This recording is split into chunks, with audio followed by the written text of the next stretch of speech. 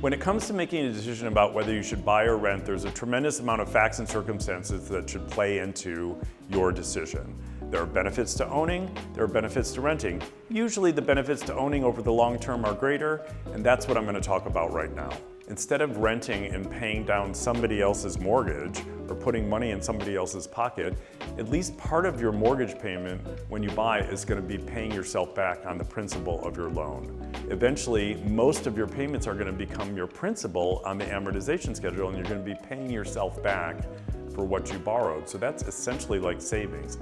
Also, over the long run, real estate always goes up in value. So what you're doing is you're building equity without even making the payments because of the increase in value. And what you can do, and what a lot of my clients do, I've seen now that I've been in this industry for so many years, is that they take that equity and then they roll it into a bigger property. Or they take that equity and they buy a second home.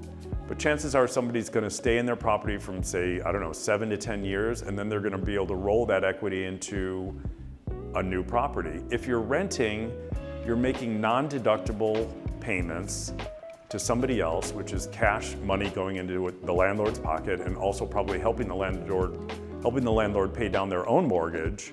And also you have a sense of pride and ownership when you own a property. You're in a building, at least in New York City, where you're surrounded by other owners who have just a different energy and a different mentality about the building, about their surroundings, about how they treat their neighbors, versus a rental, which can feel a little bit more transient. Now, if you have a limited scope of time, and you're only going to be in a city for a year or two, especially in New York City where there's some volatility in the market, and there has been historically over the years, it might make sense for you to rent. The rents in New York are so high right now, I don't think they've ever been this high, so that's another reason to buy. However, even though we're kind of in a softer buyer's market right now, if you've only got a limited amount of time in any market, it might make sense for you to rent in the event that you have to uproot and leave and then be forced to sell in what could be a lower market. Feel free to contact me here at any time by DM if you want to talk about your specific facts and circumstances and whether it makes sense for you to buy right now or just to rent.